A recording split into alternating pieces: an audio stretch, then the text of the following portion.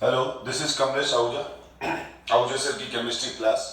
Last class में हम nucleophilic addition reaction जो कि कार्बोनिल कार्बन की कैरेक्टरिस्टिक रिएक्शन है उसको हमने डिस्कस किया था। और मैंने बताया था कि कार्बोनिल कार्बन पर जो ऑक्सीजन है उस ऑक्सीजन का इलेक्ट्रोनेगेटिविटी ज़्यादा है। और ऑक्सीजन की इलेक्ट्रोनेगेटिविटी ज़्यादा होने की वजह से ये जो दोनों डबल बॉन्ड हैं, कार्बन और ऑक्सीजन के बीच में जो डबल बॉन्ड है वो पार्शियली शिफ्ट हो जाता है ऑक्सीजन की तरफ। और इस वजह से क्या हो जाता है कि ये जो हमारा कार्बोनिल कार्बन है, ये जो कार्बोनिल कार्बन है, ये इस पर पार्शियल पॉजिटिव चार्ज आ जाता है। और इस पर पार्शियल पॉजिटिव चार्ज आने की वजह से ये खुद तो इलेक्ट्रोफाइल की तरह एक्ट करता है, या फिर ये मैं बोलूं कि ये जो कार्बन है, ये जिस कार्बन को मैंने ब्लू कर दिया, ये जो कार्बन है ये कार्बन न्यूक्लियोफिलिक सेंटर है, यानी इस पर न्यूक्लियोफाइल अटैक करेगा। न्यूक्लियोफाइल क्यों अटैक करेगा? क्योंकि न्यूक्लियोफाइल उन जगह पर अटैक करता है, उन कार्बन्स पर अटैक करेगा, उन पॉइंट्स पर अटैक करेगा जहां पर इलेक्ट्रॉन डेंसिटी कम हो। तो कार्बोनिल कार्बन का जो कार्बन है उस पर पार्शियल पॉजिटिव चार्ज है। इस वजह से क्या हो जाएगा, ये कार्बोनिल कार्बन न्यूक्लियोफिलिक सेंटर की तरह एक्ट करेगा, यानी यहां न्यूक्लियोफाइल अटैक करेगा। जिन कार्बन पर न्यूक्लियोफाइल अटैक करते हैं उन कार्बन को हम न्यूक्लियोफिलिक सेंटर बोलते हैं। तो ये न्यूक्लियोफिलिक सेंटर हो गया। अब हम देखते हैं यहां पर आज हम रिएक्शन करा रहे हैं इसको HCN से। तो जब हम HCN से इसका रिएक्शन कराएंगे तो HCN में H प्लस और Cn माइनस दोनों ही हैं। तो यहां पर Cn माइनस जो है वो न्यूक्लियोफाइल है। तो स्लो स्टेप में क्या हो जाता है, स्लो स्टेप के अंदर ये इसका स्लो स्टेप है, और स्लो स्टेप में HCN का जो Cn माइनस है, ये Cn माइनस आयन न्यूक्लियोफाइल की तरह एक्ट करता है। ये Cn माइनस आयन न्यूक्लियोफाइल की तरह कार्बोनिल कार्बन पर अटैक करता है। तो इस वजह से Cn कार्बन से कोवेलेंट बॉन्ड बना लेता है, और ये जो पाई बॉन्ड है कार्बन और ऑक्सीजन का, ये शिफ्ट हो जाता है to more electronegative oxygen atom. तो यहां पर हमारा ये बन गया, ऑक्सीजन पर नेगेटिव चार्ज आ गया और यहां से Cn बॉन्ड बन गया, Cn बन गया। और एक बार ये Cn बन गया तो फिर उसके बाद जो ये H प्लस आयन है, ये वाला H प्लस आयन, ये H plus ion fast step में फास्ट तेजी से यहां पर अटैक करके और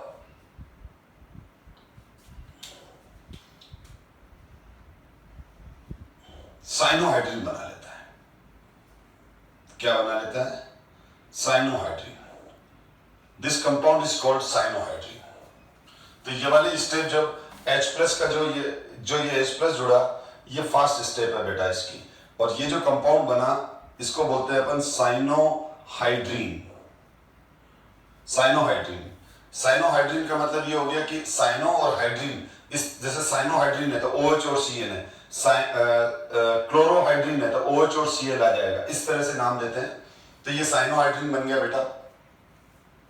और इसके अंदर आपने देखा कि स्लो स्टेप में Cn माइनस पार्टिसिपेट कर रहा है, तो इसका जो रेट लॉ एक्सप्रेशन हो जाएगा वो हो जाएगा ये वाला, यानी रेट ऑफ रिएक्शन किस पे डिपेंड करती है? स्लो स्टेप पे। और हम केमिकल काइनेटिक्स में पढ़ चुके हैं कि स्लो स्टेप ही रेट डिटरमाइनिंग स्टेप होती है। तो यहाँ H प्लस से rate of reaction H plus पे डिपेंड नहीं करती है। Rate of reaction H plus पे डिपेंड नहीं करती है क्योंकि H प्लस तो फास्ट स्टेप में एंटर कर रहा है। तो रेट ऑफ रिएक्शन किस पे डिपेंड करेगी?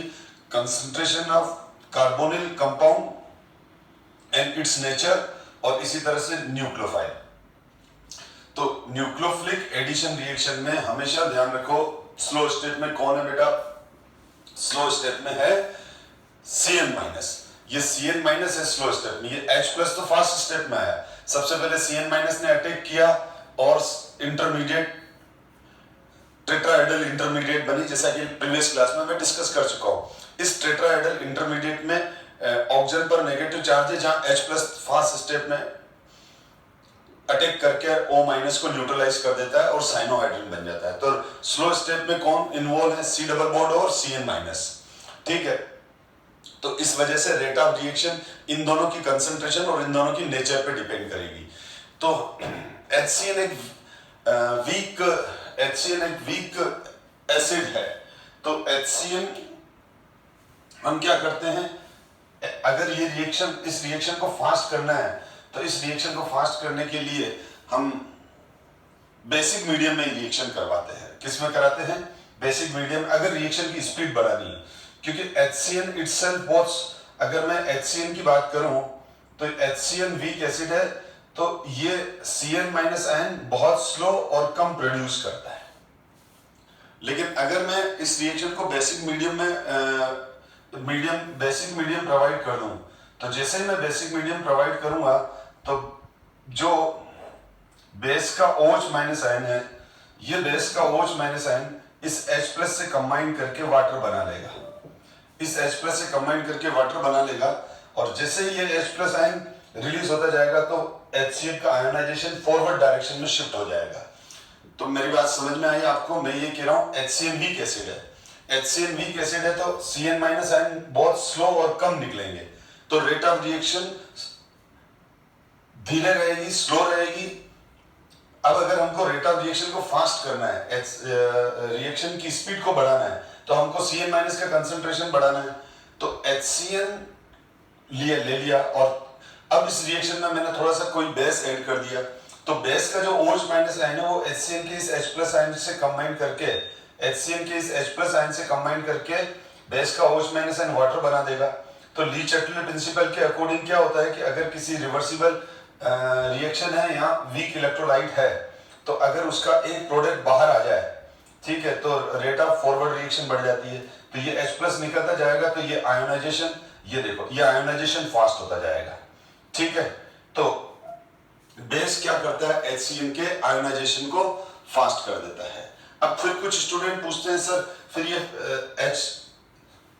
तो फिर तो सर ये H+ तो है ही नहीं, H+ तो न्यूट्रलाइज हो गया।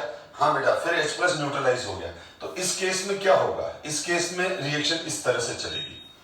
इस केस में मैं रिएक्शन को बता दूं, वो ऊपर वाली रिएक्शन है इन एब्सेंस ऑफ बेस, और नीचे वाली रिएक्शन मैं बता रहा हूं इन प्रेजेंस ऑफ बेस। तो इन प्रेजेंस ऑफ बेस में क्या होगा? इन प्रेजेंस ऑफ बेस में भी आपने देखा, तो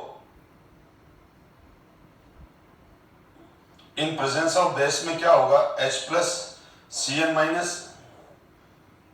BOH है, B+, OH-। तो पहले तो ये रिएक्ट करके वाटर बन गया, ठीक है, और इधर से Cn- ने इधर अटैक किया कार्बन पर, और ये बॉन्ड टूटा।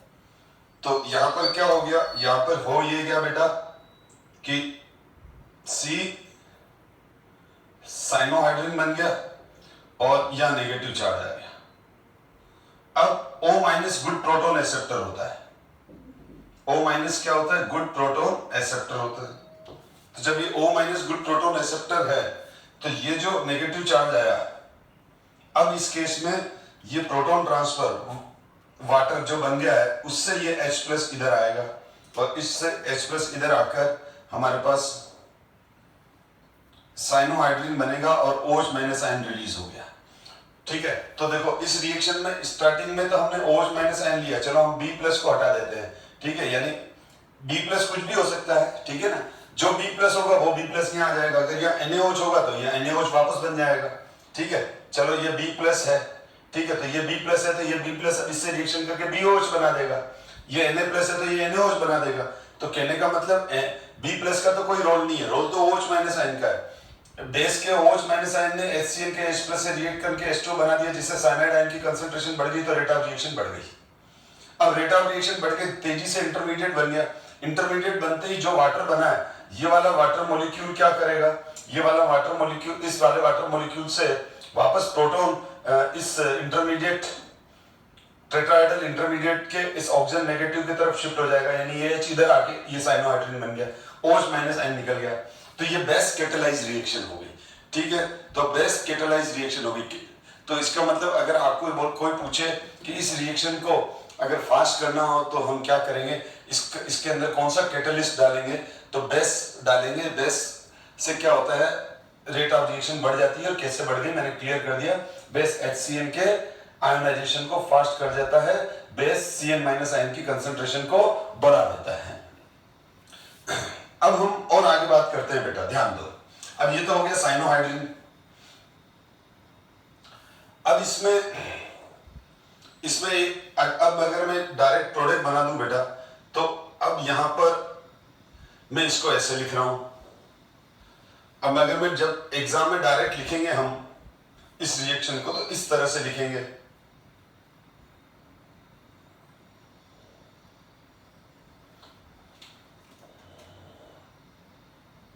HCN H plus N CN minus, तो क्या हो जाएगा, CN इधर आ जाएगा और ये आ जाएगा। ये तो हो गया कार्बोनिल कार्बन, जिसको हम बोलते हैं न्यूक्लियोफिलिक सेंटर, क्योंकि ये न्यूक्लियोफाइल यहां अटैक कर रहा है।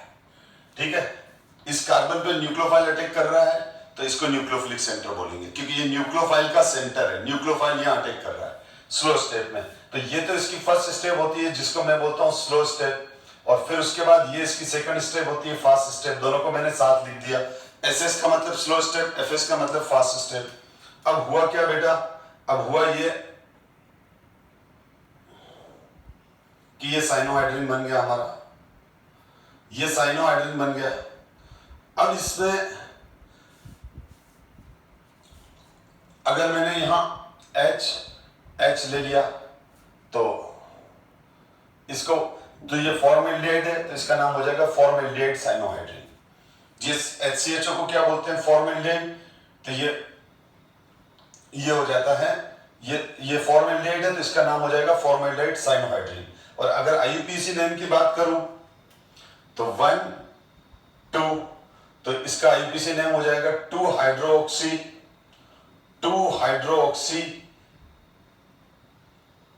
2 कार्बन है, तो ethane nitrile, 2 hydroxy ethane nitrile. और ये ऑप्टिकली इनएक्टिव है। जो ये सेकंड वाला कार्बन है, जिसको मैंने ब्लू कर रखा है, ये जो सेकंड वाला कार्बन है बेटा, ये कार्बन किरेल कार्बन नहीं है। किरेल कार्बन किसको बोलते हैं, किरेल कार्बन उसको बोलते हैं जिसकी चारों वैलेंसी, कार्बन की चारों वैलेंसी किससे सेटिस्फाइड होती हो, चारों वैलेंसी डिफरेंट एटम और ग्रुप से सेटिस्फाई होती है। तो HCHO को जब हम HCHO की जब HCN से रिएक्शन करते हैं, तो जो सेकंड कार्बन है वो किरेल कार्बन नहीं है, यानी ये अनसिमेट्रिकल कार्बन नहीं है, क्योंकि ये दोनों H एटम है। तो ये ऑप्टिकली इनएक्टिव साइनोहाइड्रिन है, ऑप्टिकली इनएक्टिव साइनोहाइड्रिन है। मैंने आपको एल्काइल हैलाइड में ऑप्टिकल आइसोमेरिज्म भी पढ़ाई थी। मैंने कहा था कोई भी ऐसा ऑर्गेनिक मॉलिक्यूल जिसमें केवल एक किरेल कार्बन है, वो हमेशा ऑप्टिकल एक्टिविटी शो करेगा।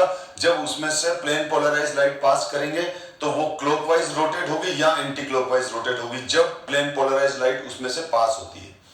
तो अगर कोई मॉलिक्यूल प्लेन पोलराइज लाइट को क्लॉकवाइज या एंटी क्लॉकवाइज रोटेट करता है तो हम बोलते हैं ऑप्टिकली एक्टिव। क्लॉकवाइज रोटेट करता है तो डेक्स्ट्रो रोटेटरी, और एंटी क्लॉकवाइज रोटेट करता है तो लिवो रोटेटरी हम कहते हैं। ठीक है बेटा, तो अब खाली फॉर्मेल्डिहाइड एक सिंगल मॉलिक्यूल है जिससे ऑप्टिकली इनएक्टिव साइनोहाइड्रिन बनते हैं। लेकिन अगर मैं इसकी जगह CH3CHO ले लूं तो इसको बोलते हैं एसिटाल्डिहाइड, और इसका कॉमन नेम हो जाएगा एसिटाल्डिहाइड साइनोहाइड्रिन, और IUPAC नेम हो जाएगा 1 2 3, ये प्रोपेन आ जाएगा बेटा। इसकी जगह क्या आ जाएगा, प्रोपेन नाइट्राइल। तो इसका IUPAC नेम हो गया 2 हाइड्रोक्सी प्रोपेन नाइट्राइल और एसिड एल्डिहाइड साइनोहाइड्रिन। अब इस केस के अंदर क्या हो गया, इस केस के अंदर ये वाला जो सेकंड वाला कार्बन है बेटा, ये अब ऑप्टिकली एक्टिव हो गया, ये किरेल कार्बन हो गया। ये कौन सा कार्बन हो गया, किरेल कार्बन हो गया, जिस पर रेड स्टार लगा दिया मैंने। तो ये ऑप्टिकली एक्टिव हो गया बेटा। क्या हो गया, ये ऑप्टिकली एक्टिव हो गया। ये ऑप्टिकली एक्टिव हो गया। ठीक है, तो ये ऑप्टिकली एक्टिव मॉलिक्यूल बन गया हमारा। और ऑप्टिकली एक्टिव हुआ तो ये वाला, तो ये क्या बन गया, एक स्टीरियो आइसोमर बन गया बेटा। क्या बन गया, क्योंकि जो डेक्स्ट्रो, लिवो, सिस, ट्रांस ये जो होते हैं इनको हम स्टीरियो आइसोमर बोलते हैं। तो ये स्टीरियो आइसोमर बन गया, यानी CH3 CHO पर HCN का रिएक्शन करते हैं तो ऑप्टिकली एक्टिव स्टीरियो आइसोमर बन जाता है। अब ये अगर हम बात करें, ये ऑप्टिकली एक्टिव है। और दूसरा, ये अगर हम ये देखें तो इस रिएक्शन के अंदर ये तो है ऑप्टिकली इनएक्टिव, तो यहां पर क्या हो रहा है, ऑप्टिकली इनएक्टिव से ऑप्टिकली एक्टिव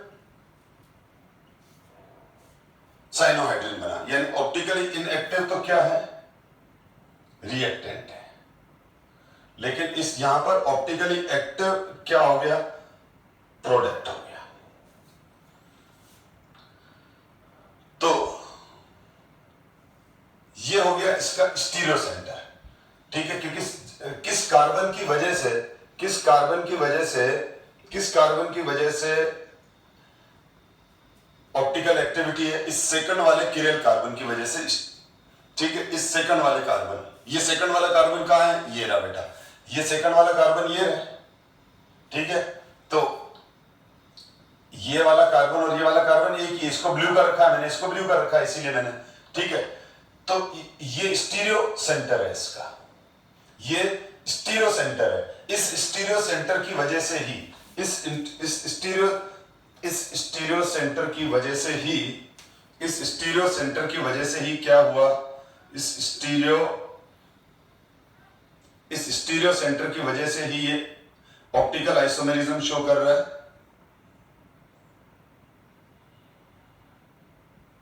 इस स्टीरियो सेंटर की वजह से ये ऑप्टिकल आइसोमेरिज्म शो कर रहा है।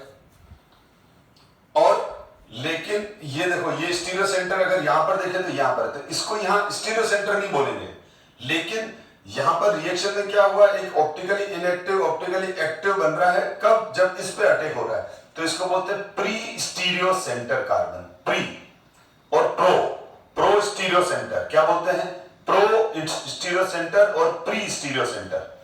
तो आपको कोई पूछे कि प्रो स्टीरियो सेंटर, इसके आगे प्रो सब प्रीफिक्स लगा दो, तो प्रो, ये इसके आगे नहीं, यहां पर ये तो स्टीरियो सेंटर है बेटा। तो ये कौन है, तो ये वाला हो गया हमारा प्रो, और कुछ बुक प्री स्टीरियो सेंटर बोलती है इसको। ठीक है, तो ये प्रो और प्री स्टीरियो सेंटर है। तो प्रो और प्री स्टीरियो सेंटर में ऑप्टिकल आइसोमेरिज्म नहीं होता है, लेकिन रिएक्शन के बाद ये कार्बन स्टीरियो सेंटर में कन्वर्ट हो गया। ये स्टीरियो सेंटर नहीं है, लेकिन इस पर जब रिएक्शन हुआ तो ये स्टीरियो सेंटर में कन्वर्ट हो गया, इसीलिए इसको प्री स्टीरियो सेंटर बोलते हैं। तो कभी आ जाए कि इस रिएक्शन में प्री स्टीरियो सेंटर कार्बन कौन सा है, किसी भी रिएक्शन में प्री स्टीरियो सेंटर पहचानने को आ जाए, तो आप लिखोगे जिस कार्बन पर अटैक होने से वो कार्बन स्टीरियो सेंटर में कन्वर्ट हो जाए आफ्टर रिएक्शन, और प्रोडक्ट स्टीरियो आइसोमेरिज्म शो करे, चाहे वो ऑप्टिकल आइसोमेरिज्म शो करे, चाहे वो ज्योमेट्रिकल आइसोमेरिज्म शो करे, तो उस कार्बन को हम प्री स्टीरियो सेंटर कहते हैं। तो ये चीज कॉम्पिटिटिव एग्जाम में काम आती है। अच्छा, अब अगर हम यहां पर कोई भी एल्डिहाइड ले लें, एनी एल्डिहाइड, यानी कहने का मतलब मैंने यहां ले लिया कोई भी एल्काइल ग्रुप ले लिया। ठीक है, कोई भी एल्काइल ग्रुप ले लिया, तो जब मैं कोई भी एल्काइल ग्रुप लूंगा तो ये एल्डिहाइड साइनोहाइड्रिन बनेंगे, और एल्डिहाइड साइनोहाइड्रिन में हमेशा स्टीरियो सेंटर होगा, और aldehyde cyanohydrin always optically active. ठीक है, वो हमेशा क्या होंगे, ऑप्टिकली एक्टिव होंगे। और अगर मैंने कीटोन ले लिए, अब कीटोन में भी ये सिमेट्रिकल कीटोन है बेटा, ये देखो ये सिमेट्रिकल कीटोन है, यानी दोनों एल्काइल ग्रुप सेम होंगे। तो अब इसको हम प्रो और प्री स्टीरियो सेंटर नहीं बोलेंगे, अब हम इसको प्रो और प्री स्टीरियो सेंटर नहीं बोलेंगे। ये ऑप्टिकली इनएक्टिव है तो ये भी ऑप्टिकली इनएक्टिव है, क्योंकि अब सेकंड कार्बन स्टीरियो सेंटर नहीं है, दोनों एल्काइल ग्रुप सेम होने की वजह से इस कार्बन की चारों वैलेंसी डिफरेंट नहीं है, ये अलग है, ये अलग है, लेकिन ये दोनों सेम है। तो जब सिमेट्रिकल कीटोन्स हैं तो सिमेट्रिकल कीटोन्स के जो सिमेट्रिकल कीटोन्स पर जब HCN का रिएक्शन होता है तो ऑप्टिकली इनएक्टिव मिलता है। लेकिन अगर मैं यहाँ R डैश कर दूं, अगर मैं यहाँ क्या कर दूं बेटा, R डैश कर दूं, तो R डैश करते ही ये हो गया अनसिमेट्रिकल कीटोन, ये हो गया अनसिमेट्रिकल कीटोन, यानी एक R मिथाइल है तो एक इथाइल है, तो अनसिमेट्रिकल कीटोन हो गए।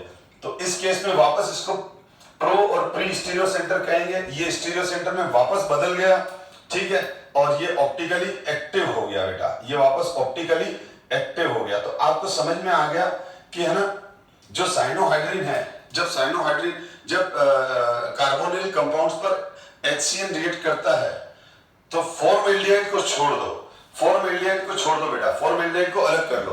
फॉर्मेल्डिहाइड के अलावा सारे साइनोहाइड्रिन, चाहे वो एसिड एल्डिहाइड का साइनोहाइड्रिन हो, प्रोपेन एल्डिहाइड का साइनोहाइड्रिन हो, ब्यूटेन एल्डिहाइड का साइनोहाइड्रिन हो, ये सारे साइनोहाइड्रिन ऑप्टिकली एक्टिव होंगे, लेकिन HCHO का नहीं होगा। अब कीटोन में, कीटोन के केस में जो साइनोहाइड्रिन बन रहे हैं वो ऑप्टिकली एक्टिव हो भी सकते हैं और नहीं भी हो सकते हैं, ये डिपेंड करता है, ये डिपेंड करता है कीटोन कौन सा है। अगर अनसिमेट्रिकल कीटोन है, दोनों एल्काइल ग्रुप है, तो ऑप्टिकली एक्टिव बनेगा, अदरवाइज इनएक्टिव बनेगा। अब यहां पर मैंने आपको ना एल्काइल हैलाइड में भी है ना आपको बताया था कि ना आप 4 रिएक्शन अच्छे से लर्न करो, CN की, जो CN की 4 रिएक्शन लगातार आपको काम आएगी, हर चैप्टर में काम आती है, कन्वर्जेंस में काम आती है, भले वो रटनी पड़े तो रट लो, और मैंने कहा था धीरे धीरे वो रिएक्शन समझ में भी आ जाएगी। तो ये 4 रिएक्शंस कौन सी थी, ये 4 रिएक्शन CN की देखो कौन सी है, ठीक है। तो ये जो ये CN की 4 रिएक्शन है वो हम देखते हैं। तो CN की 4 इंपॉर्टेंट रिएक्शंस हैं, और वो 4 इंपॉर्टेंट रिएक्शंस कौन सी हैं वो हम देखते हैं। तो इसमें मैंने आपको बताया था CN का 4H से रिडक्शन होता है, CN का एक तो 4H से रिडक्शन होता है जिसको हम मेंडियस रिडक्शन कहते हैं, जिस तो इसकी 4 रिएक्शन है बेटा, मैं 4 लिख देता हूं यहां पर। एक तो होती है जिसको हम बोलते हैं मेंडियस रिडक्शन, क्या बोलते हैं, मेंडियस रिडक्शन, बहुत इंपॉर्टेंट है, बहुत बार एग्जाम में आता है मेंडियस रिडक्शन, जिसमें रिएजेंट लेते हैं हम एल्कोहल और सोडियम, और रिडक्शन होता है 4H से, जो मैंने अभी लास्ट क्लास में बताया था, ये पाई बॉन्ड टूटेंगे, एक H यहाँ, एक H यहाँ, एक H यहाँ, तो CnCH2NH2 में कन्वर्ट हो जाता है। तो अब इस केस में क्या हो जाता है, इस केस के अंदर जो प्रोडक्ट बनेगा वो ये वाला बनेगा,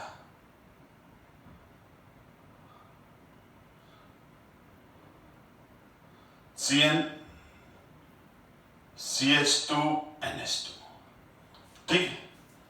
तो यहां आपने क्या देखा, CN किस में कन्वर्ट हो गया, CN कन्वर्ट हो गया CH2NH2 में।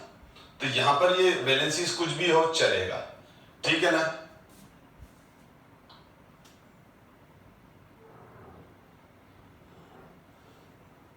तो यहां आपने देखा CnCH2NH2 में कन्वर्ट हुआ, और दूसरा होता है इसका पार्शियल हाइड्रोलिसिस। अब ये याद ही करना है अभी तो आपको, जैसे देखो मैंने एल्काइल हैलाइड में ये रिएक्शन आपको सीधी रटा दी थी, लेकिन धीरे धीरे जब मैं कार्बोनिल का कंपाउंड और एल्कोहल की तरफ आया था तो मैंने ये समझ में आ गया कि रिडक्शन कैसे होता है, जब मैंने रिडक्शन का कंसेप्ट समझाया था। तो हाइड्रोलिसिस का कंसेप्ट भी समझ जाओगे धीरे धीरे। हाइड्रोलिसिस, पार्शियल हाइड्रोलिसिस में क्या होता है, 1 वाटर मॉलिक्यूल के साथ बेसिक मीडियम में हीट करते हैं, ध्यान रखना बेसिक मीडियम में हीट करते हैं, तो CnCONH2 में कन्वर्ट होता है, एमाइड बनता है CnC, ठीक है। और जब हम इसका hydrolysis, complete hydrolysis acidic medium में करते हैं तो इसको बोलते हैं हम कंप्लीट हाइड्रोलिसिस। तो कंप्लीट हाइड्रोलिसिस जब होता है, इसका कंप्लीट हाइड्रोलिसिस जो होगा वो होता है डाइल्यूट HCl में, और इसका जो प्रोडक्ट बनता है बेटा वो ये वाला बनता है, क्योंकि ये CN की 4 कैरेक्टरिस्टिक रिएक्शन है और ये C-OH बन गया।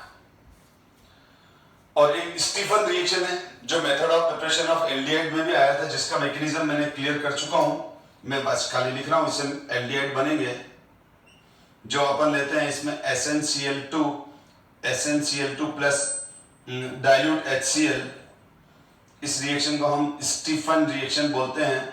और ये स्टीफन रिएक्शन जो है ये method of preparation of aldehyde में CN को, जब CN को CHO में कन्वर्ट करना होता है तब हम यूज करते हैं। तो ये 4 रिएक्शन है। तो बेसिकली ये CN की रिएक्शन है, ये चारों के चारों। अब यहाँ CN CH2NH2 में कन्वर्ट हो गया, यहाँ CnH2 में कन्वर्ट हो गया, यहाँ COOH में कन्वर्ट हो गया, यहाँ CHO में कन्वर्ट हो गया। यहां पर आप ध्यान रखना 2 इंपॉर्टेंट नाम है। यहां पर मैं इसकी बात कर रहा हूं, ये देखो मैं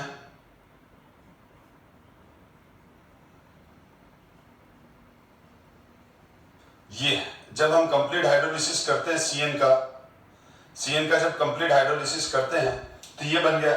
अब ये दोनों H है तो इसको ग्लाइकोलिक एसिड बोलते हैं। क्या बोलते हैं? Glycolic acid. क्योंकि ना एनसीईआरटी में एक कन्वर्जन है, एनसीईआरटी में क्वेश्चन है बुक में कि how to convert formaldehyde to glycolic acid, इसीलिए बता रहा हूं बेटा। ये ग्लाइकोलिक एसिड यानी यहां अपन ने H ले लिया, H ले लिया और फिर इसका कंप्लीट हाइड्रोलिसिस करा दिया। कंप्लीट हाइड्रोलिसिस करा दिया मतलब डाइल्यूट HCl में। ये वाला बेसिक मीडियम में होता है, ध्यान रखना। ये बेसिक हाइड्रोलिसिस है तो CONH2, एसिडिक हाइड्रोलिसिस है तो CO, यानी ये वाला रिएक्शन करा दिया अपन ने कुल मिला के। ये वाला रिएक्शन कराया यहां पर तो CnCOOH में कन्वर्ट हुआ और ये ग्लाइकोलिक एसिड है। अब दूसरा एक और इंपॉर्टेंट बता रहा हूं, अगर मैंने यहाँ CH3 लगा दिया तो CH3 लगा दिया तो ये CH3 आ गया, ये CH3 आ गया। इसको हम लैक्टिक एसिड बोलते हैं। ये भी बहुत इंपॉर्टेंट है, लैक्टिक एसिड। क्यों? क्योंकि ये लैक्टस बैक्टीरियास के अंदर से होता है, दही के अंदर, कर्ड के अंदर लैक्टिक एसिड होता है। Lactic acid optically active carboxylic acid है और ये अल्फा हाइड्रोक्सी कार्बोक्सिलिक एसिड है। क्योंकि ये देखो फंक्शनल ग्रुप और फंक्शनल ग्रुप से जुड़ा हुआ फर्स्ट कार्बन क्या है? अल्फा। तो ये अल्फा कार्बन भी है और ये अल्फा कार्बन स्टीरो सेंटर है, ये अल्फा कार्बन किरेल कार्बन है और lactic acid optically active alpha hydroxy carboxylic acid है और ये कर्ड के अंदर होता है, दही के अंदर होता है बेटा। और ये चारों रिएक्शन आप अच्छे से याद करो। तो एडिशन ऑफ हाइड्रोजन साइनाइड को अपन ने अच्छे से डिस्कस कर लिया और अब बुक के अंदर तो खाली रिएक्शन लिखा हुआ है और हम इस यहाँ पर डिस्कशन करते वक्त मैं आपको सारे नियर बाय पॉइंट डिस्कस करता हूँ, ठीक है? तो ये नियर बाय पॉइंट से ही क्वेश्चन आते हैं, स्पेशली बहुत बार बोर्ड में भी और कॉम्पिटिटिव एग्जाम्स में भी, ठीक है? तो अब हम आगे बढ़ते हैं बेटा। अब हमारा नेक्स्ट है, ये तो मैंने बता दिया addition of hydrogen cyanide, rate बता रखा है। All aldehyde except HCHO and unsymmetric ketone, ये कीटोन कंपाउंड्स मतलब ऑप्टिकली एक्टिव, ये ऑलरेडी डिस्कस हो चुका है हमारा पॉइंट। अब आता है addition of hydrogen, addition of sodium hydrogen sulphide. Addition of, तो ये देखो बेटा इसमें क्या है, इसमें ये CO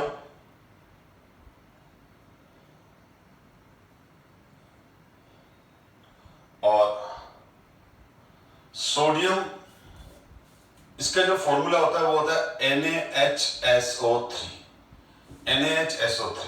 और अगर मैं इसका स्ट्रक्चर बनाऊं तो 3 ऑक्सीजन है, 2 हाइड्रोजन है, तो डबल बॉन्ड O आ जाएगा, OH है और NaO है और ये तो आयनिक कंपाउंड है। तो ये इसका स्ट्रक्चर है सोडियम हाइड्रोजन सल्फाइड का। तो जब सोडियम हाइड्रोजन सल्फाइड से रिएक्शन हो रहा है, जब सोडियम हाइड्रोजन सल्फाइड से रिएक्शन हो रहा है तो ये भी न्यूक्लियोफिलिक एडिशन है और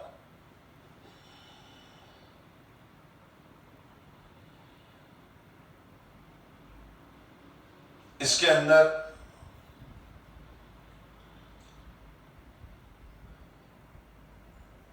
ये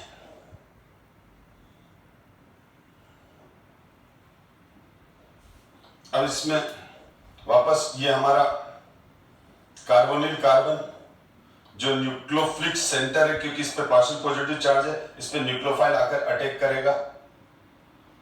ये न्यूक्लियोफाइल ने अटैक किया, अटैक करते ही ये ब्लड नहीं निकल रहा है, रेड है ना, मार्कर है, ठीक है, और ये हो गया, ये बॉन्ड हिट हो गया, ठीक है ना। तो अटैक हुआ और अटैक होते ही इस पे ये जुड़ गया और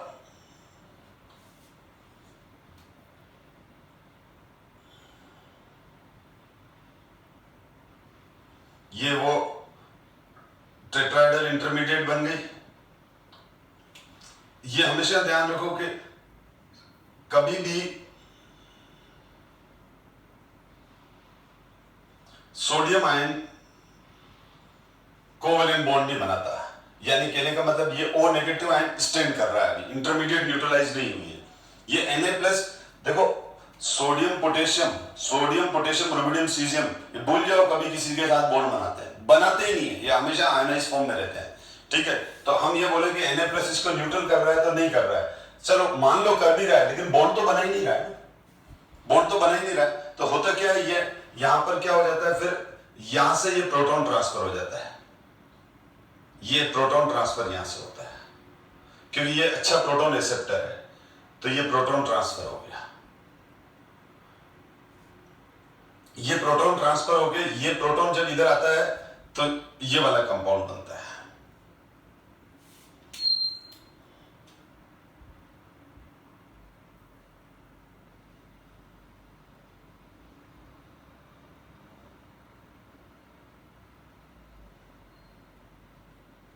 अब बहुत बार स्टूडेंट बोलते हैं सर फायदा क्या हुआ, फायदा क्या हुआ सर, कि बात तो वही की वही खड़ी रही। हाँ, उनका क्वेश्चन बिल्कुल रीजनेबल है, यानी वो क्वेश्चन ये पूछते हैं बच्चे कि सर ये प्रोटॉन आपने इधर ले आया, आपने कहा कि ये प्रोटॉन गुड प्रोटॉन रिसेप्टर है क्योंकि ये एल्को ऑक्साइड आयन वाला है, ठीक है, तो ये प्रोटॉन ले लेगा, पर फिर वो नेगेटिव चार्ज इधर आ गया तो अल्टीमेटली इस ऑक्सीजन की जगह ये ऑक्सीजन पे नेगेटिव आ गया।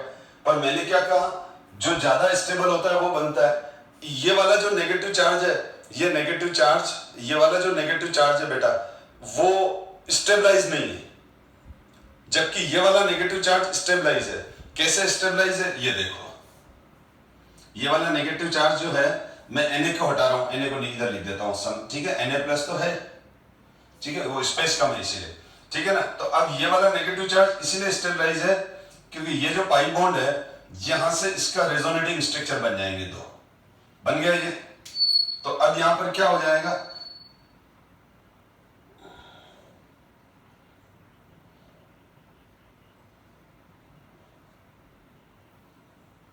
ठीक है,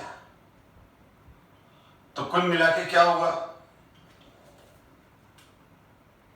कुल मिला के ये हुआ कि नेगेटिव चार्ज यहां ज्यादा स्टेबल हुआ कि यहां ज्यादा स्टेबल होगा, यहां ये वाला नेगेटिव चार्ज ज्यादा स्टेबल, तो ये इसलिए इसमें कन्वर्ट हो जाता है, ये इसलिए इसमें कन्वर्ट हो जाता है क्योंकि इस नेगेटिव चार्ज के दो रेजोनेटिंग स्ट्रक्चर है। तो अब क्या होता है, हमेशा यही होता है कि रिएक्शन आगे से आगे तब तक जाती रहती है जब तक इसको स्टेबिलिटी मिलती जाती है। तो यहां से यहां नेक्स्ट स्टेप, यहां से यहां एक पाथ है, यहां से यहां नेक्स्ट पाथ है, यानी ये फर्स्ट स्टेप है, फिर और ये आगे बढ़ गया। क्यों बढ़ गया, क्योंकि यहां से H इधर ट्रांसफर होते ही ये O- न्यूट्रलाइज हो गया और इधर से इस ऑक्सीजन पे नेगेटिव चार्ज आ गया, लेकिन ये ऑक्सीजन का नेगेटिव चार्ज इस के साथ रेजोनेंस की वजह से स्टेबलाइज है, इसीलिए यहां प्रोटॉन ट्रांसफर होता है। तो आपसे कोई पूछे कि ऐसा क्यों होता है, तो आप बोलोगे कि जो प्रोटॉन ट्रांसफर है, प्रोटॉन ट्रांसफर होने से ये नेगेटिव चार्ज स्टेबलाइज हो जाता है और यहां पर जो नेगेटिव चार्ज आता है वो रेजोनेंस की वजह से स्टेबलाइज हो जाता है, इसीलिए प्रोटॉन ट्रांसफर होकर ये वाला प्रोडक्ट बनता है, ठीक है, जो मैं अब डायरेक्ट बना रहा हूं बेटा, अब मैं इसको डायरेक्ट लिख रहा हूं यहां, ठीक है। तो ये यहां पर अब ये वाला H, बोर्ड पे ध्यान देना बेटा, ये वाला H मैंने इधर ले लिया, तो यहां पर क्या आ गया, नेगेटिव चार्ज और Na+ आ गया, तो इसीलिए प्रोडक्ट ये बनता है। पहले तो ये अटैक करता है, उसके बाद प्रोटॉन ट्रांसफर होता है। तो इस कंपाउंड का नाम कोई स्पेशल नेम नहीं है, इसको हम बोलते हैं एडी। इस प्रोडक्ट का नाम क्या है, तो इस प्रोडक्ट का नाम लिखते हैं हम एडिशन प्रोडक्ट, इसका नाम लिख रहा हूं, ऑफ सोडियम हाइड्रोजन सल्फाइड। इसका नाम क्या लिखते हैं हम? Addition product of sodium hydrogen sulphide. तो इसका नाम लिखते हैं हम addition product of sodium hydrogen sulphide. और ये बनते ही प्रेसिपिटेट हो जाता है। क्या हो जाता है? प्रेसिपिटेट हो गया। तो हमको इसका प्रेसिपिटेट मिलता है रिएक्शन मिक्सचर के अंदर। अब हम इस प्रेसिपिटेट को फिल्टर करके अलग कर लेते हैं। क्या कर लेते हैं? इस प्रेसिपिटेट को हम क्या करते हैं? इस प्रेसिपिटेट को फिल्टर करके अलग कर लेते हैं। और यानी कहने का मतलब आप समझना, मैं ये कह रहा हूं,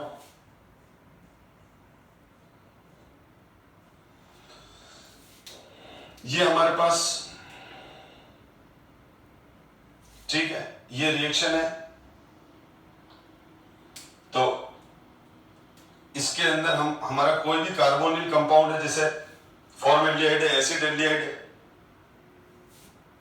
और अब हमने इसमें NaHSO3 डाल दिया, तो ये बन गया। किसका प्रेसिपिटेट आ गया? This is the precipitate of addition product of sodium hydrogen sulphide. अब हमने इसको फिल्टर कर लिया, फिल्टर आउट, और ये आ गया। अब फिल्टर आउट करके हमने इसमें डाइल्यूट HCl डाल दिया, डाइल्यूट HCl डाल दिया। तो डाइल्यूट HCl डालने से क्या हुआ देखो, ठीक है। तो डाइल्यूट HCl डालने से क्या होगा? डाइल्यूट HCl डाल दिया, फिल्टर करके इसमें डाइल्यूट HCl डाल दिया। जैसे ही हम इसमें डाइल्यूट HCl डालते हैं बेटा, तो ये वापस ओरिजिनल CO में कन्वर्ट हो जाता है, ये वाला वापस बन जाता है, प्लस SO2 निकल जाता है, ये SO2 गैस निकल जाएगी, प्लस एक वाटर मॉलिक्यूल निकल जाता है और NaCl, ये रिएक्शन हो जाती है। अब इसमें क्या होता है? इसमें NaCl नॉन वोलेटाइल है, SO2 गैस बन के अलग हो जाती है, H2O और CO का सॉल्यूशन बन जाता है। किसका सॉल्यूशन बन जाता है? अब देखो, अब समझना, ये बन गया, तो SO2 तो गैस है, उड़ गई, ठीक है। NaCl नॉन वोलेटाइल है, तो हम क्या करते हैं? अब इसको हीट, SO2 तो एस्केप आउट हो गई। अब इसमें NaCl नॉन वोलेटाइल है, H2O का बॉइलिंग पॉइंट 100 डिग्री होता है, और फॉर्मेल्डिहाइड, मेथेनएल्डिहाइड, इथेनएल्डिहाइड, प्रोपेनएल्डिहाइड, एसीटोन, इन सब के बॉइलिंग पॉइंट 100 से काफी कम होते हैं। जैसे एसीटोन का बॉइलिंग पॉइंट मुझे मालूम है, एसीटोन का बॉइलिंग पॉइंट 56 डिग्री सेंटीग्रेड होता है, जबकि वाटर का 100 होता है। तो ये तो नॉन वोलेटाइल है, SO2 गैस उड़ गई, तो हम फ्रैक्शनल डिस्टिलेशन करते हैं। तो अगर फ्रैक्शनल डिस्टिलेशन करते हैं तो एसीटोन प्योर होकर बाहर आ जाता है, यानी हमको फ्रैक्शन के अंदर प्योर एसीटोन मिल जाता है। तो अब आप बोलोगे कि सर आपने ये ऐसा क्यों कहा? हाँ बिल्कुल, क्या होता है कि जैसे हमारे पास इम्प्योर एसीटोन है, क्या है? इम्प्योर एसीटोन है। एसीटोन के साथ KCl भी है, एसीटोन के साथ इथेनॉल भी मिक्स है, एसीटोन के साथ अदर इंप्योरिटीज भी है, ठीक है। अब मेरे को क्या करना है? मेरे को इस सॉल्यूशन में से एसीटोन अलग करना है, क्योंकि एसीटोन के साथ अदर इंप्योरिटीज है, फॉर एग्जांपल KCl है, इथाइल अल्कोहल है, एक्सेट्रा अदर इंप्योरिटीज है। तो मैं क्या करूंगा? इसके अंदर क्या डाल दूंगा? इस इम्प्योर सॉल्यूशन ऑफ एसीटोन में सोडियम हाइड्रोजन सल्फाइड डाल दूंगा। अब मैं जब सोडियम हाइड्रोजन सल्फाइड डाल दूंगा तो addition product of sodium hydrogen sulphide का प्रेसिपिटेट आ जाएगा। इसको मैंने फिल्टर करके इस प्रेसिपिटेट को अलग कर लिया, उसमें डाइल्यूट HCl डाल दिया, डाइल्यूट HCl डालते ही ये रिएक्शन हुआ, SO2 बना, उड़ गई, NaCl नॉन वोलेटाइल है, वाटर और एसीटोन के बीच में बॉइलिंग पॉइंट डिफरेंस ज्यादा है, यानी तो मैं जब राउंड बॉटम फ्लास्क में लेके फ्रैक्शनल डिस्टिलेशन करूंगा तो डिस्टिलेशन में मेरे पास प्योर एसीटोन मिल जाएगा। तो हम इसको डिस्टिलेशन से प्योर एसीटोन बना लेते हैं। तो इसीलिए हम सोडियम हाइड्रोजन सल्फाइड का जो यूज है, लेबोरेटरी यूज है, इसका क्या यूज है? हम सोडियम हाइड्रोजन सल्फाइड को यूज करके कार्बोनिल कंपाउंड्स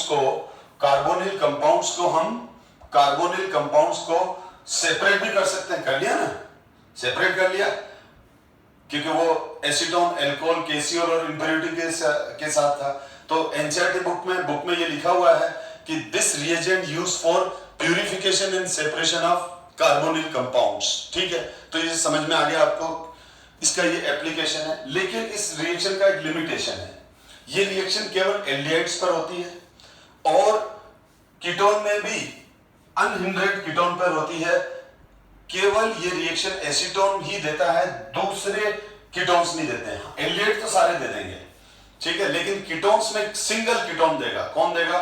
सिंगल कीटोन। और वो सिंगल कीटोन कौन सा है? ठीक है, जैसे स्टेरिक हिंड्रेंस बढ़ता है तो ये रिएक्शन नहीं जाती, क्योंकि ये रिएजेंट भी खुद भी बड़ा है। आपने देखा ना, ये बल्कि रिएजेंट है, क्योंकि ये देखो ये वाला न्यूक्लियोफाइल इतना बड़ा है, ये खुद भी तो बड़ा है। ठीक है, ये खुद भी बड़ा, एक ये देख लो और एक ये देख लो, तो ये बड़ा है। तो क्या होता है कि ये खुद बड़ा रिएजेंट होने की वजह से, ठीक है ना, जैसे मैं एक बात बताऊं, जो छोटा सा चूहे का बिल है, ठीक है, छोटा सा चूहे का बिल है, जो बिल का डायमीटर तो, ठीक है, उस बिल के होल का डायमीटर तो बहुत छोटा है। अब उसमें चूहा घुस गया तो बिल्ली नहीं घुस सकती। क्यों? क्योंकि जो केट है, बिल्ली है, उसका साइज बड़ा है। तो उसी तरह से यहां पर क्या होता है, बहुत बार जो अटैक करने वाला है उसका साइज बहुत बड़ा होता है ना, तो भी वो अपने टारगेट कार्बन पर यानी कार्बोनिल कार्बन पर अटैक नहीं कर पाता है। ठीक है, तो यहां पर क्या होता है, ये जो रिएजेंट है, ये बड़ा वाला रिएजेंट है, ये CO पर अटैक कर रहा है ना। अब ये CO ये खुद इतना बड़ा है और इस पे अटैक कर रहा है, तो ये H होगा तो अटैक हो जाएगा, ये R हो जाएगा तो भी अटैक हो जाएगा। लेकिन इस R में इधर इधर ब्रांचिंग होगी तो फिर अटैक नहीं होगा। ठीक है, और अगर ये दोनों R हैं तो हमने क्या ऑब्जर्व किया, दोनों R की वैल्यू अगर CH3 है तो फिर भी प्रोडक्ट मिल जाता है। लेकिन जैसे ही ये C2H5 हुआ तो प्रोडक्ट यील्ड बहुत कम हो जाती है, तो हम रिएक्शन को नेग्लेक्ट करते हैं। और जब दोनों ही C2H5 आ गए या इससे बड़े आ गए तो फिर नो रिएक्शन, क्योंकि अब इसको अंदर जाने के लिए जगह ही नहीं मिलती है। तो इसलिए हम क्या बोलते हैं कि ये लेस स्टेरिक हिंड्रेंट कार्बोनिल कार्बन पर अटैक करता है। तो जितने भी न्यूक्लियोफाइल जिनका साइज बड़ा हो, यही नहीं, आज से आप एक कंसेप्ट सीख लो, चाहे वो SN2 मैकेनिज्म हो, चाहे ये वाला रिएक्शन हो, जब भी न्यूक्लियोफाइल बड़ा होगा तो उस बड़े न्यूक्लियोफाइल को भी फिर अपने टारगेट पर वो तभी अटैक कर पाएगा जब उस पर स्टेरिक हिंड्रेंस न के बराबर हो। थोड़ा सा स्टेरिक हिंड्रेंस टारगेट कार्बन पे बढ़ेगा तो खुद का साइज बड़ा होने की वजह से उस पर अटैक नहीं करेगा। जैसे केट रन कर रही है, ठीक है, किसके पीछे, रेट के पीछे, चूहे के पीछे, और वो चूहा अपने बिल में घुस गया तो केट नहीं जा पाएगी अंदर। क्यों? उसको जाने के लिए रास्ता तो है, बिल है ना, होल है ना जिसमें जा सकता है, पर उस होल का जो डायमीटर है वो केट के लिए तो एप्रोप्रिएट था, ठीक है, लेकिन केट के लिए नहीं। वो सॉरी, जो होल का जो डायमीटर था वो चूहे के लिए रेट के लिए तो एप्रोप्रिएट है, ठीक है, फेवरेबल है, लेकिन वो केट के लिए फेवरेबल नहीं, केट नहीं जा पाएगी। तो यहां पर आप चूहे को तो छोटा न्यूक्लियोफाइल बोल लो और केट को, बिल्ली को आप बड़ा न्यूक्लियोफाइल मान लो, ठीक है। तो छोटा न्यूक्लियोफाइल तो बिल के अंदर घुस गया, यानी चूहा तो बिल के अंदर घुस गया, लेकिन बिल्ली नहीं घुस पाती है। तो ये चीजें भी हमको बहुत बार ध्यान रखनी पड़ती है। तो addition of sodium hydrogen sulphide, तो यहां लिखा हुआ देखो, most of the aldehyde and aliphatic methyl ketones, देखो मिथाइल कीटोन्स बोला है, which are not sterically hindered when treated with sodium bisulfite solution, added a molecule of sodium bisulfite to form bisulfite addition compound। जो मैंने अभी पढ़ा दिया है, इसको मैंने कंप्रेस लैंग्वेज में लिखा है, आपको कभी मैं अगर तेजी से रीड कर लूं तो पॉज करके आप रीड कर लिया करो। अब आगे बढ़ते हैं। अच्छा, अब ये भी ध्यान रखना कि ये वाला है वो किस काम आता है, प्यूरिफिकेशन और सेपरेशन, ये भी बुक में लिखा हुआ है। अब नेक्स्ट आता है एडिशन ऑफ ग्रिनियर रिएजेंट। तो एडिशन ऑफ ग्रिनियर रिएजेंट एक सिंपल सा रिएक्शन है जो मैं भी डिस्कस कर लेता हूं, क्योंकि ये हमने अल्कोहल के अंदर भी डिस्कस किया हुआ था, ठीक है। तो अल्कोहल चैप्टर के अंदर भी हमने डिस्कशन किया था। मैंने बताया था कि जब अल्काइल हैलाइड को हम ड्राई ईथर की प्रेजेंस में मैग्नीशियम मेटल्स के साथ रिएक्शन कराते हैं, मैग्नीशियम मेटल के साथ रिएक्शन कराते हैं ड्राई ईथर में, ठीक है, एनहाइड्रस कंडीशन में, तो RMgX बनता है, ठीक है। ड्राई ईथर इसलिए लेते हैं, एनहाइड्रस कंडीशन इसलिए लेते हैं क्योंकि ग्रिनियर रिएजेंट वाटर से भी रिएक्ट करके हाइड्रोकार्बन गैस दे देता है, इसलिए वाटर के कांटेक्ट में भी नहीं आना चाहिए। तो मैंने आपको उसकी शॉर्ट ट्रिक बता रखी है। पहले गिनिया रिएजेंट से रिएक्शन करके एडिशनल प्रोडक्ट बनाएंगे और फिर उसका हाइड्रोलिसिस करेंगे। तो मैं इसको भी, ये देखो बेटा, ये RMgX, ये RMgX यानी RMgCl, R minus Mg plus, ठीक है। तो यहां पर क्या हो जाएगा, ये बॉन्ड यू गया, और जैसे ही ये बॉन्ड यू जाएगा बेटा, तो यहां पर तो R माइनस आ जाएगा और यहाँ Mg आ गया। अब जब यहाँ Mg आ गया तो इसको बोलेंगे एडिशनल प्रोडक्ट, बन गया ये एडिशनल प्रोडक्ट, एल्काइल ग्रुप हो गया। गिनिया रिएजेंट से कार्बन कार्बन बॉन्ड बनता है, ये भी ध्यान रखो। फिर मैंने कहा ये मेटल है, मेटल है तो मेटल पे मेटल न्यूट्रलाइज होता नहीं है। मेटल जब न्यूट्रलाइज होगा नहीं, ठीक है, तो उस केस में क्या हो जाएगा, अब ये वाटर से, अब हम इसमें वाटर डालते हैं, वाटर बाद में डालते हैं, तो ये क्या बन जाता है, एल्कोहल बन जाते हैं। क्या बन जाते हैं, ये एल्कोहल बन जाते हैं। तो ये तो हुआ रिएक्शन। लेकिन मैंने आपको क्या बताया, हम इसको एग्जाम में डायरेक्ट करेंगे। किस तरह से करेंगे, इस तरह से लिखेंगे। मैं वापस लिख के बता रहा हूं रिएक्शन को, ठीक है, ध्यान देना। इसमें ये देखो, ये इसका सीधा सीधा शॉर्ट ट्रिक है। पहले RMgX से रिएक्शन करा लो, उसके बाद सेकंड स्टेप में वाटर से रिएक्शन करा लो। रिएक्शन के अंदर डायरेक्ट प्रोडक्ट, एग्जाम में हमको बहुत बार डायरेक्ट प्रोडक्ट ही बनाने होते हैं। तो ये R पर माइनस आ गया और H प्लस आ गया, तो ये इधर आ जाएगा, और ये वाटर का H प्लस, ये वाटर का H इधर लिया, तो हमारे पास सीधा प्रोडक्ट बन गया ROH, ये बन गया हमारे पास, ठीक है, ये बन गया। अब देखो यहां पर अगर मैंने दोनों HH ले लिए तो बन गया प्राइमरी अल्कोहल, यानी फॉर्मेल्डिहाइड से प्राइमरी अल्कोहल बनेगा। तो इससे हम मन चाह, यानी हम जो चाहते हैं वो प्राइमरी अल्कोहल बना सकते हैं। CH3 लेंगे तो CH3 CH2OH इथेनॉल बन जाएगा। अगर हम ये इथाइल लेंगे तो प्रोपेनॉल बन जाएगा। R की वैल्यू के हिसाब से इसका नाम दे देंगे। दूसरा, अगर मैंने यहां पर एल्डिहाइड ले लिया तो एल्डिहाइड से कीटोन बन जाएंगे, और जो भी कीटोन चाहिए इन दोनों R की वैल्यू के अकॉर्डिंग हम हमारा टारगेट सेकेंडरी अल्कोहल बना सकते हैं। तो ये सेकेंडरी अल्कोहल हो गया क्योंकि ये सेकेंडरी कार्बन है, तो इससे प्राइमरी, सेकेंडरी और टर्शियरी अल्कोहल तीनों बना सकते हैं। और अगर मैंने यहाँ पर कीटोन लिया तो कीटोन लूंगा तो यहाँ पर कीटोन बन जाएंगे, और सॉरी ये कीटोन लिया तो कीटोन से ये हमारा टर्शियरी अल्कोहल बन जाएगा। तो हम ये method of preparation of alcohol में भी अच्छे से डिस्कस कर चुके हैं। तो ये वाली आज वाली क्लास में यही ओवर करता हूं, ठीक है। और हम अब नेक्स्ट क्लास में डिस्कस करेंगे reaction with alcohols, reaction with ammonia derivative reductions, Clemmensen reduction, Wolff Kishner reduction. देखते हैं कहां तक पहुंचते हैं नेक्स्ट क्लास में। So thank you so much my dear student.